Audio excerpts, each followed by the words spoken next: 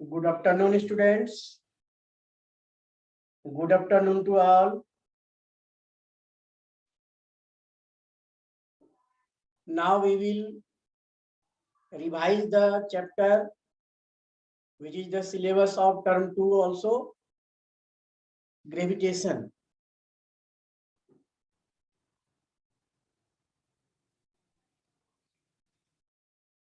Okay, so today we will start the chapter gravitation.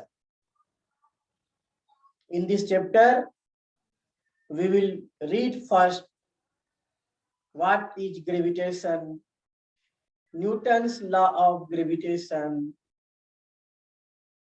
This is the first topic of this chapter. According to Newton, in this universe, each and every objects are attracted by each other. In this universe, each and every objects are attracted by each other. But we cannot see it in our surroundings. The reason is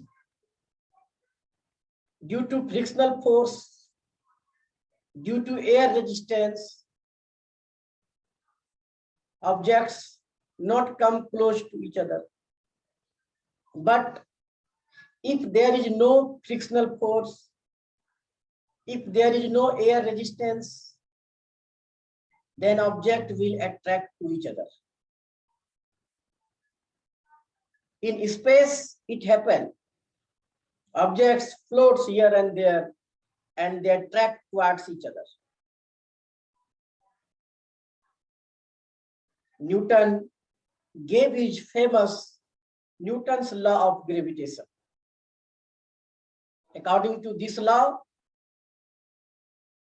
the force applied between two objects is directly proportional to the product of their masses.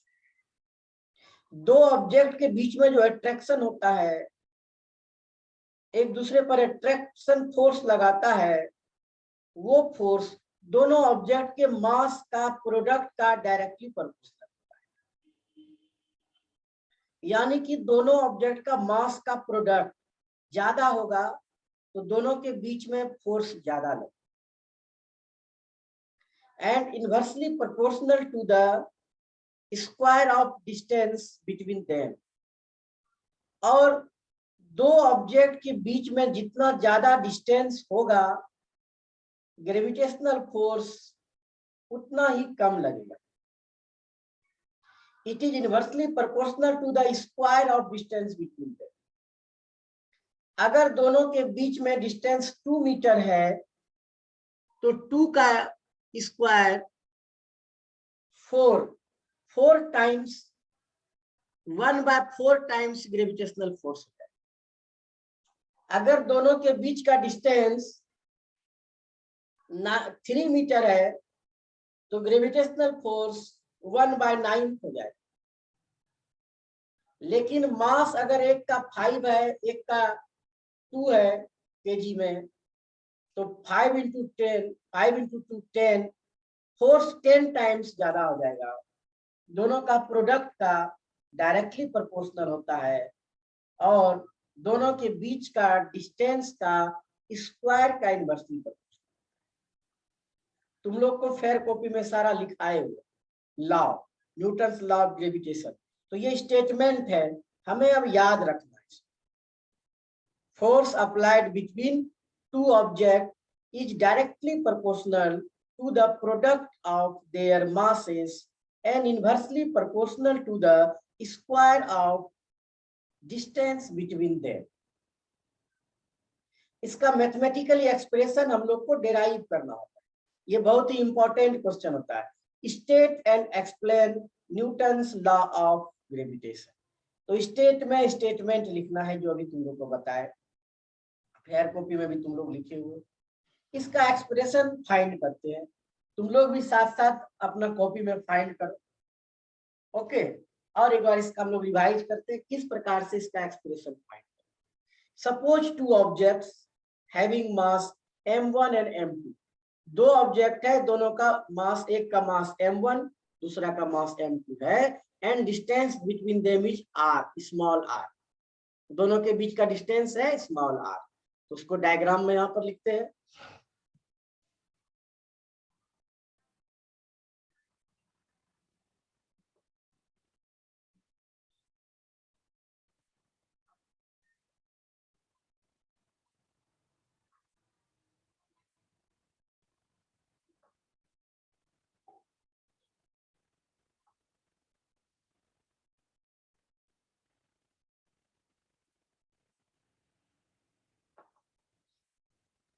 Suppose two objects having mass m1 and m2 respectively, and distance between them is r. According to Newton's law of gravitation, according to Newton's law of gravitation,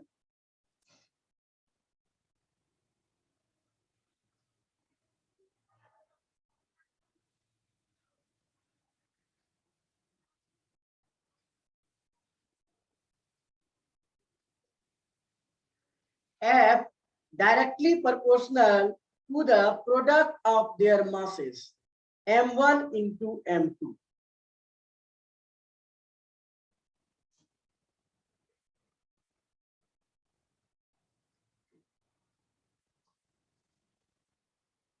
Keep it equation 1 and inversely proportional to the square of distance between them.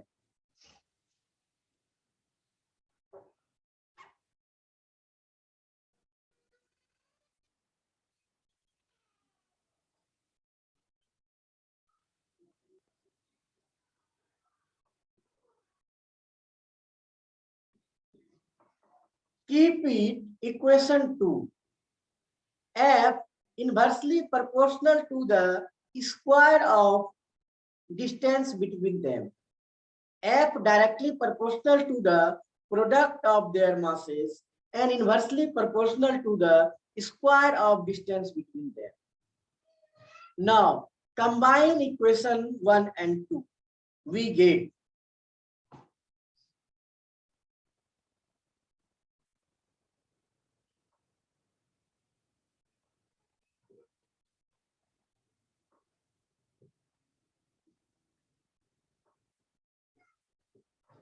combine equation 1 and 2।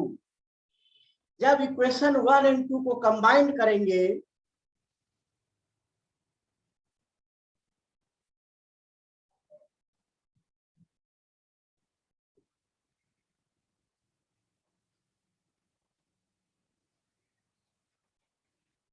F directly proportional m1 m2 and inversely proportional r का square इस form में लिखाएगा F directly proportional m1 m2 by inversely proportional r square.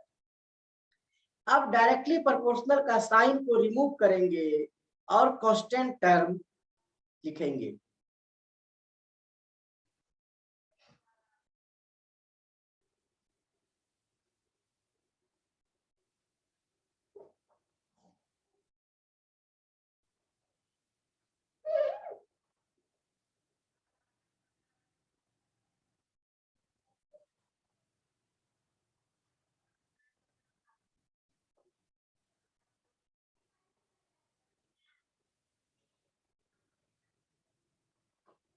F equal to G m1 m2 by r square, where capital G is a constant.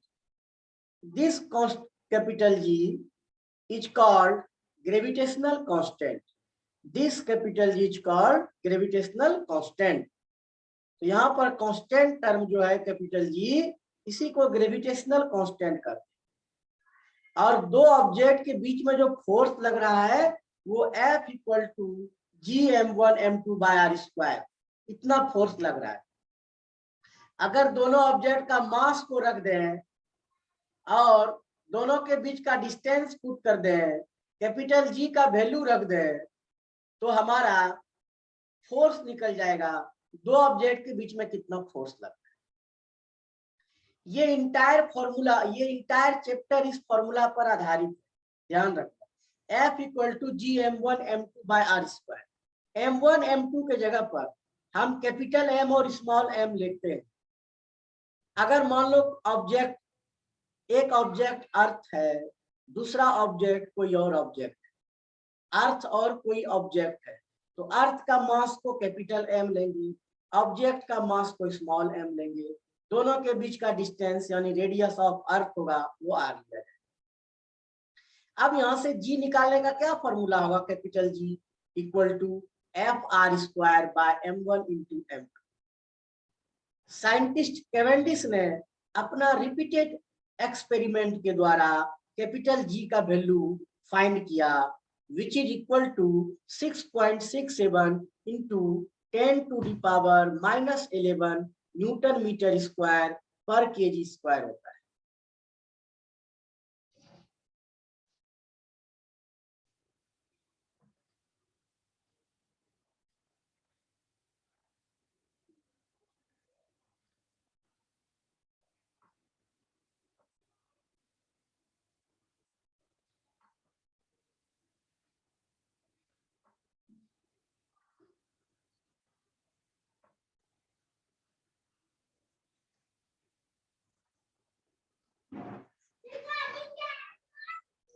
पर KG का square, newton metre square पर KG का square, capital G equal to 6.67 into 10 to the power -11 metre square पर KG का square, इसका ऐसा unit होता है।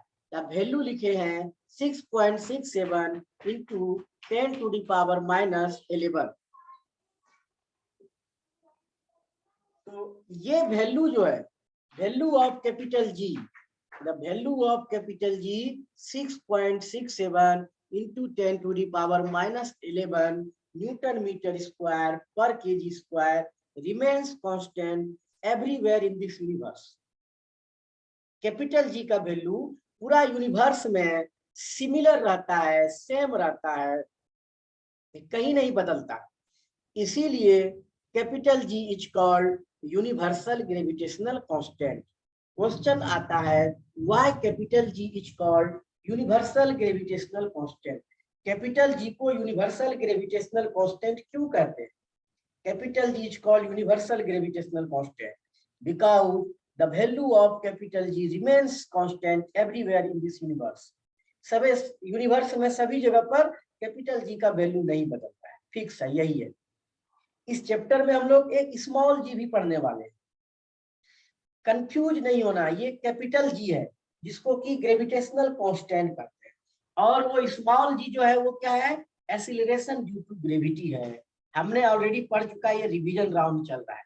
तो capital G is gravitational constant and small g is acceleration due to gravity, और उसका वैल्यू क्या होता है, चेंज होता है, वेरिएबल है, ये कांस्टेंट।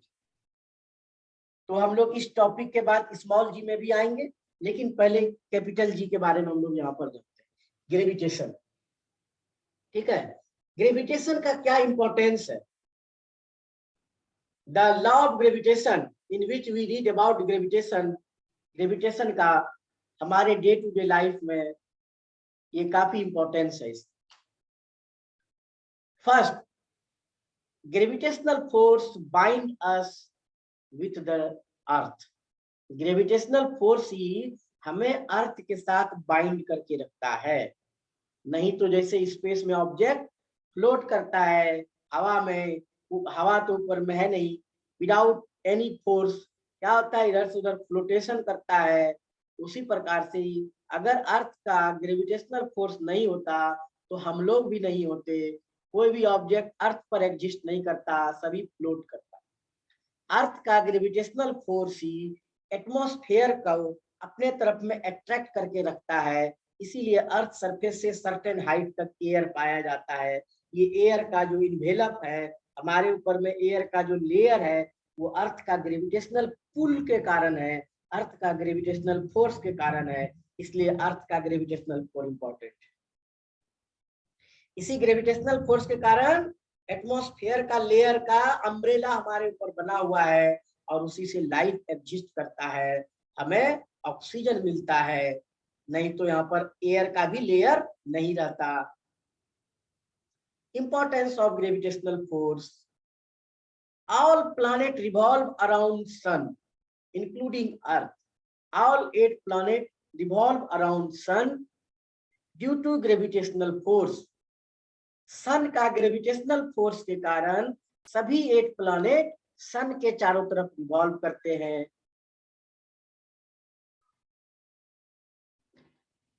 अर्थ के चारों तरफ मून रिवॉल्व करता है, moon revolve around earth due to gravitational force. तो ग्रेविटेशनल फोर्स का इंपॉर्टेंस तुम जान रहे हो। Gravitational force is cause for high tide and low tide in ocean.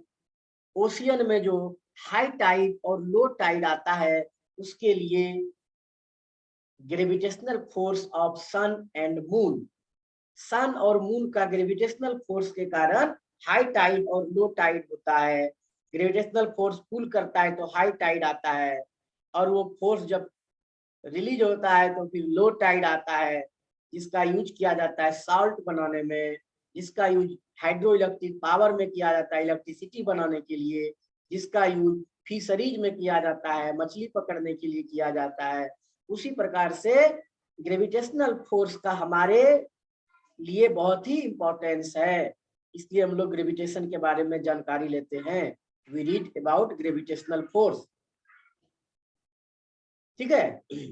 तो ग्रेविटेशनल फोर्स का ये सब इंपॉर्टेंस है, और ये जो है उसका एक्सप्रेशन है, ये बहुत ही इंपॉर्टेंट क्वेश्चन के रूप में आता है। State and explain Newton's law of gravitation, state and explain Newton's law of gravitation.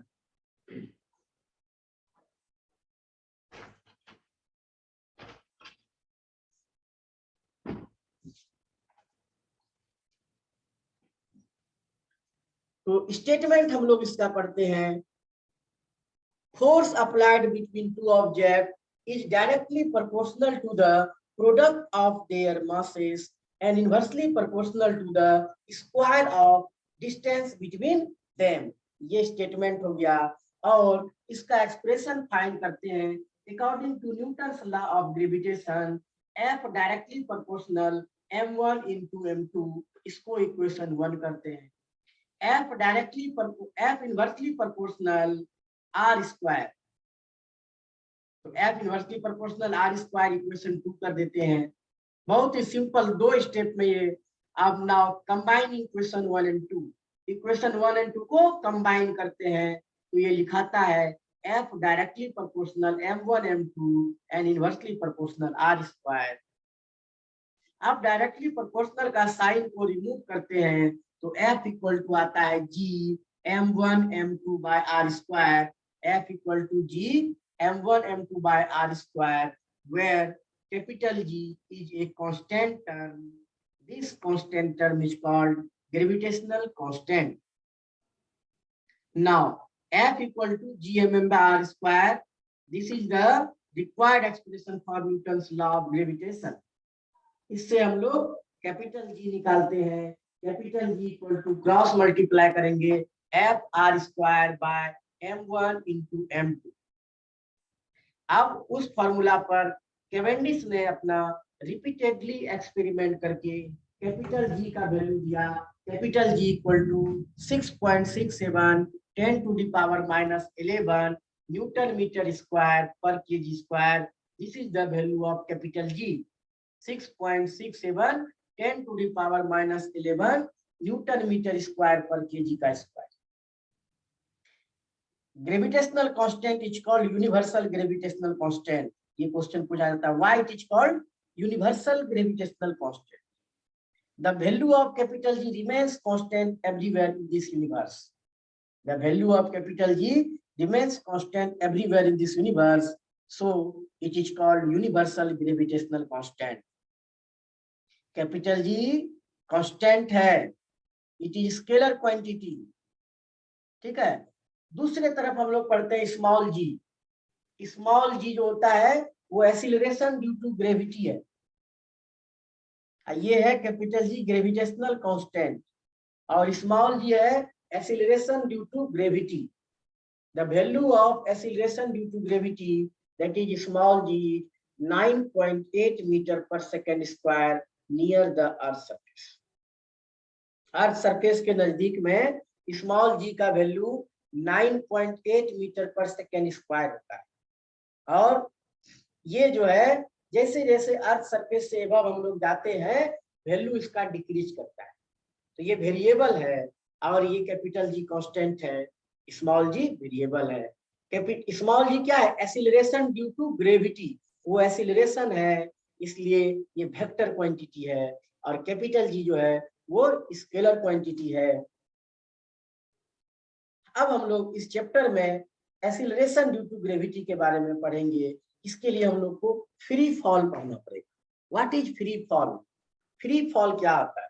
Now कोई ऑब्जेक्ट को ऊपर से नीचे गिराते हैं, okay, if an object fall under the gravity, ध्यान रखना जब फोर्स अर्थ के द्वारा लगाया जाता है वो फोर्स ड्यू टू ग्रेविटी कहलाता है।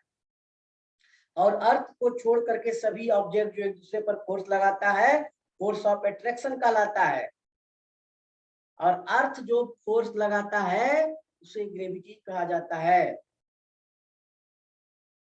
अदर ऑब्जेक्ट जो लगाता है ग्रेविटेशनल फोर्स कहते हैं उसको, ठीक है। लेकिन अर्थ जो ऑब्जेक्ट को अपने तरफ में फोर्स लगाता है अट्रैक्ट करने के लिए वो स्पेसिफिक नेम ग्रेविटी उसका नाम है, जब अर्थ कोई ऑब्जेक्ट को अपने तरफ अट्रैक्ट करता है।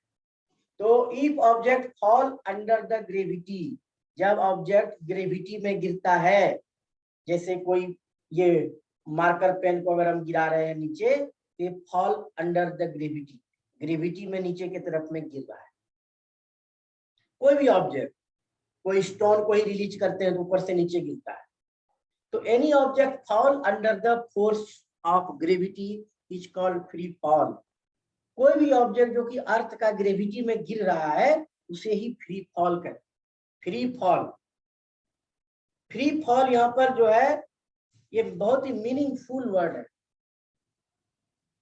अब यहाँ पर देखो फ्री फॉल का जो थ्योरी दिया है, कॉन्सेप्ट दिया है, सबसे पहले गैलीलियो गैलीली ने दिया है। गैलीलियो गैलीली ने इसके लिए बहुत ही एक्सपेरिमेंट किया।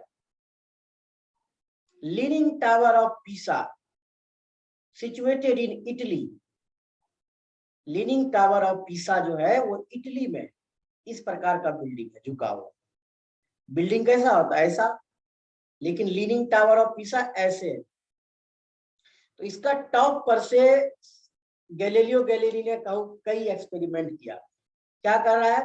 दो अलग अलग मास का ऑब्जेक्ट को वहां से एक साथ ड्रॉप कर रहा है और ऑब्जर्व कर रहा है कि दोनों का टाइमिंग देख रहा है कि कितना टाइम में दोनों अर्थ पर पहुंच रहा है। By doing his experiment repeatedly, by doing his activity repeatedly, he concluded that if two objects having different mass, ध्यान देना, having different mass, fall from same height and at the same time, they will reach the ground at the same time. Condition is applied that there should be negligible air resistance, there should be no air resistance, no resistance air का या negligible हो उस object पर। Air तो present था वहां पर, लेकिन दो ऑब्जेक्ट जो गिराते हैं हैवी ऑब्जेक्ट, तो उस पर एयर का इफेक्ट नेग्लिजिबल ही होता है। अगर हम दो स्टोन को गिराते हैं, एक जो है 1/2 kg का, एक 2.5 ग्राम का, दोनों को एक साथ गिराते हैं स्टोन सेम हाइट से, तो दोनों ऑलमोस्ट सेम टाइम अर्थ पर रीच करता है, अर्थ पर पहुंचता है। यहाँ पर एयर का रेजिस्टेंस उसके लिए नेग्लिजिबल। अगर दो क्वाइन तुम ले लो, अपने घर में ये एक्टिविटी कर सकते हो, एक 10 रुपीज का क्वाइन ले लो, एक 1 रुपीज का क्वाइन ले लो, and from fall both the coin from same height and at the same time, you will observe that both the coin will reach the ground at the same time. Mass is not factor here, mass यहाँ पर factor नहीं है, अलग अलग मास है, फिर भी दोनों एक साथ गिर रहा है। अगर एक 50 केजी का ले लें और 1 केजी का एक साथ गिराएं तो दोनों एक साथ पहुंचेगा। ऐसा ना कि जिसका मास ज्यादा है, जो हैवी है, वो पहले पहुंचेगा, लाइटर लेट से पहुंचेगा। No, both the reach the ground at the same time. Galilei ने एक कंक्लूजन दिया कि during free fall mass of the object is not factor. Object का मास फैक्टर नहीं है।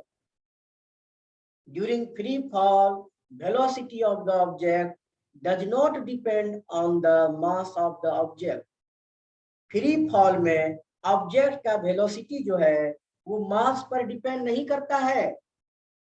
इसीलिए अगर एक हम हैवी ऑब्जेक्ट को लें और एक लाइटर ऑब्जेक्ट को लें, अगर दोनों को सेम हाइट से सेम टाइम पर गिराएंगे तो दोनों सेम टाइम में अर्थ पर पहुंचेगा। कंडीशन है कि एयर का रेजिस्टेंस नेग्लिजिबल हो या नहीं हो। तो सभी जगह तो एयर प्रेजेंट है, लेकिन अगर वैक्यूम क्रिएट किया जाए, अगर इस रूम को वैक्यूम क्रिएट किया जाए तो एक छोटा सा तिनका अगर लें और एक हैवियर ऑब्जेक्ट लें, दोनों एक साथ गिराएंगे, दोनों एक साथ अर्थ पर पहुंचे। अगर एक कागज का टुकड़ा लें, स्मॉल बीट ऑफ पेपर, और एक बड़ा सा ऑब्जेक्ट लें, दोनों को एक साथ गिराएंगे तो दोनों एक साथ ग्राउंड पर पहुंचेगा। इसके लिए वैक्यूम चाहिए, एयर रेजिस्टेंस नेग्लिजिबल होना चाहिए। अगर हम लोग कॉइन का एक्टिविटी करते हैं, 2 कॉइन लेते हैं, दोनों को एक साथ गिराते हैं, दोनों एक साथ ग्राउंड पर पहुंचता है, सेम हाइट से गिराते हैं। तो कॉइन है, हैवी है, सरफेस एरिया कम है, एयर का रेजिस्टेंस नेग्लिजिबल है, ध्यान देना बात। Now take a coin and a small bit of paper. एक कॉइन लेते हैं और एक कागज का टुकड़ा लेते हैं। एक कॉइन लेते हैं और एक कागज का टुकड़ा लेते हैं, दोनों को सेम हाइट से सेम टाइम पर गिराएंगे तो क्या दोनों सेम टाइम पर ग्राउंड पर रीच करेगा, पहुंचेगा? बताओ, यस और नो भी लिख के भेजो चैट में। एक कॉइन और एक कागज का टुकड़ा को अगर एक साथ गिराएंगे, सेम हाइट से गिराएंगे, तो क्या बताओ दोनों एक साथ ग्राउंड पर पहुंचेगा? No, answer is no. Reason is air resistance is present. Air का रेजिस्टेंस प्रेजेंट है, इसलिए क्वाइन पहले गिर जाता है और कागज का टुकड़ा हवा में उड़ते उड़ते इधर से उधर करते गिरता है। क्योंकि कागज का टुकड़ा लाइटर है, उसके वेट के हिसाब से सरफेस एरिया अधिक है, जिसके कारण एयर का रेजिस्टेंस उसके लिए इफेक्टिव है। एयर का रेजिस्टेंस उसको रेजिस्ट करता है और वो इधर से उधर उड़ते हुए लेट से गिरता है। लेकिन क्वाइन जो है वो हैवी है और उस पर एयर का रेजिस्टेंस नेग्लिजिबल है। लेकिन अगर दोनों को एक साथ गिराएं वैक्यूम प्लेस में, जहां पर कि एयर भी नहीं है, दोनों को एक साथ गिराएंगे तो दोनों एक साथ पहुंचेंगे। गैलीलियो का ही स्टूडेंट रॉबर्ट बॉयल ने इसके लिए एक एक्सपेरिमेंट किया। उसने एक लॉन्ग ट्यूब लिया, हॉलो सिलिंड्रिकल ट्यूब लिया, उस सिलेंडर का जो है सिलिंड्रिकल ट्यूब का 1 एंड क्लोज है। एक ट्यूब है जिसका 1 एंड क्लोज है, दूसरा एंड ओपन हो सकता है, हॉलो सिलेंडर। क्या किया उसने? एक कॉइन लिया और एक बीट ऑफ पेपर लिया, एक कागज का टुकड़ा लिया, दोनों को उस हॉलो सिलिंड्रिकल ट्यूब, बड़ा सा सिलिंड्रिकल ट्यूब में डाल दिया। यहाँ बॉटम पर कॉइन भी है और कागज का टुकड़ा पैरेलल में रखाया हुआ बॉटम पर। Now evacuate the tube. Now evacuate the cylindrical tube with the help of vacuum pump. Vacuum pump तुम लोग जानते हो, ये डिवाइस है जिसके हेल्प से एयर को निकाल दिया जाता है पूरी तरह से। अब ये एयर फ्री हो गया, इसके अंदर में एयर नहीं है, close the lead of the tube. क्या किया उसने? ट्यूब का लीड को बंद कर दिया and ensure that no air inside the tube में कोई एयर नहीं। बॉटम पर क्वाइन है और कागज का टुकड़ा है। Now he inverted the coin, coin को ऐसे उल्टा कर, इन्वर्टेड, तो क्या होगा? इधर जो क्वाइन और कागज का टुकड़ा था वो नीचे गिरेगा।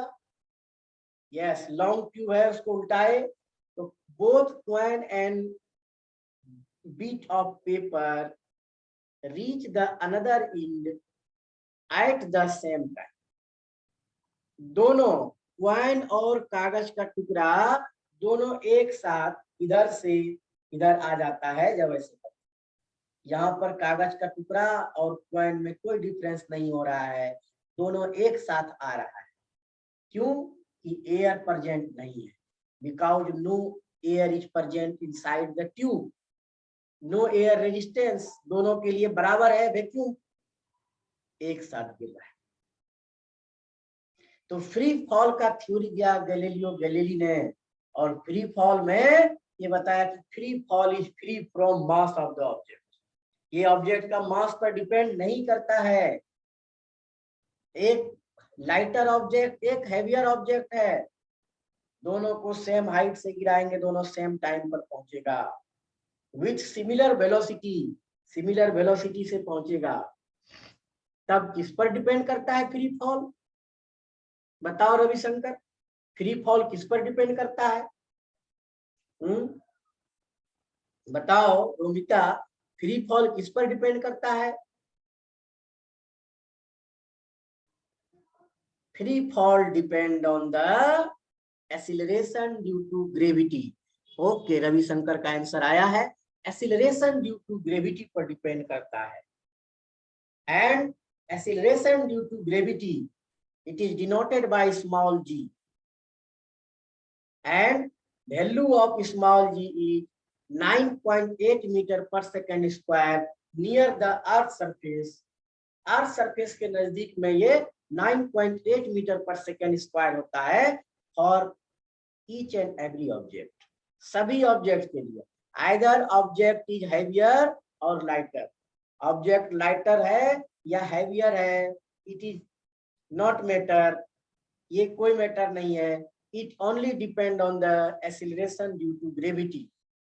The velocity of object fall under gravity depend on the acceleration due to gravity। Object चाहे लाइटर है चाहे हैवियर है, सभी पर एक एक्सीलरेशन ड्यू टू ग्रेविटी लगता है, बराबर एक्सीलरेशन लगता है, similar acceleration due to gravity small g लगता है। इसीलिए वो सिमिलर वेलोसिटी से गिरते हैं, सेम हाइट से सेम टाइम में गिराते हैं, तो सेम टाइम में अर्थ पर पहुंचता है। तो दिस इज फ्री फॉल, इसी कहते हैं free fall. Object fall under the force of gravity is called free fall. अब तुम लोग को ये रिवीजन राउंड में चल रहा है, तुम लोग का ये कॉन्सेप्ट होना चाहिए कि ऑब्जेक्ट लाइटर हो या हैवियर हो, सेम हाइट से गिराएंगे तो सेम टाइम में अर्थ पर पहुंचेगा, क्योंकि फ्री फॉल में ऑब्जेक्ट मास पर डिपेंड नहीं करता है, एक्सीलरेशन ड्यू टू ग्रेविटी पर डिपेंड करता है, स्मॉल जी पर डिपेंड करता है। अब इस चैप्टर में हम लोग जैसे कि ये ग्रेविटेशन में Newton's law of gravitation find किए, एक्सप्रेशन फाइंड किए, कैपिटल जी का वैल्यू फाइंड किए, इसी प्रकार से हम लोग स्मॉल जी के बारे में पढ़ेंगे। ठीक है, small G, acceleration due to gravity. What is acceleration due to gravity? Find the expression for acceleration due to gravity and the value of acceleration due to gravity। इसके लिए हम लोग को 1 क्लास का रिक्वायरमेंट होगा, जिसमें हम लोग अगले क्लास में एक्सेलरेशन ड्यू टू ग्रेविटी और उसका एक्सप्रेशन, उसका वैल्यू फाइंड करेंगे। ठीक है, तो ये जो है स्मॉल जी और कैपिटल जी, इसमें तुम्हें डिफरेंस रखना जरूरी, ये बहुत ही इंपॉर्टेंट क्वेश्चन है।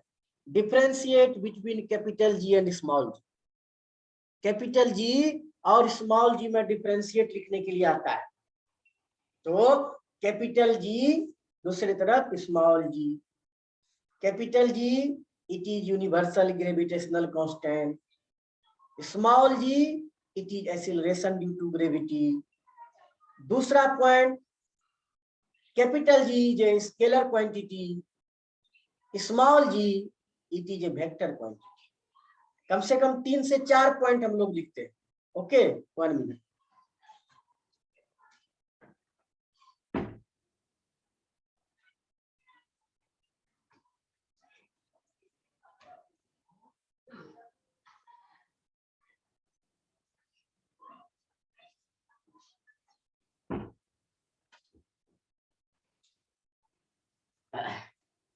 तो डिफरेंस कैपिटल जी और स्मॉल जी का डिफरेंस जो होता है, ये कम से कम 3 से 4 पॉइंट का हम लोग को लिखना है। Capital G it is gravitational constant, small g it is acceleration due to gravity. Capital G में लिखेंगे it is a scalar quantity, small g में it is a vector quantity. Capital G में it is constant, capital G क्या है? Constant है। Small जी क्या है? Variable है। Capital G constant, small G variable. Capital G का SI unit of capital G is newton metre square पर KG का square. SI unit of small G is metre per second square. Value of capital G is 6.67 into 10 to the power minus 11 newton metre square पर KG का square. Value of small G is 9.8 metre per second square near the earth surface. About 9.8 metre per second square होता है near the earth surface. तो ये value of capital G और value of small जी तुम लोग लिख करके इसको रेडी करोगे, और ये क्वेश्चन रफ पेपर में या फेयर कॉपी जो उसमें जो पेज बचा हुआ है उसमें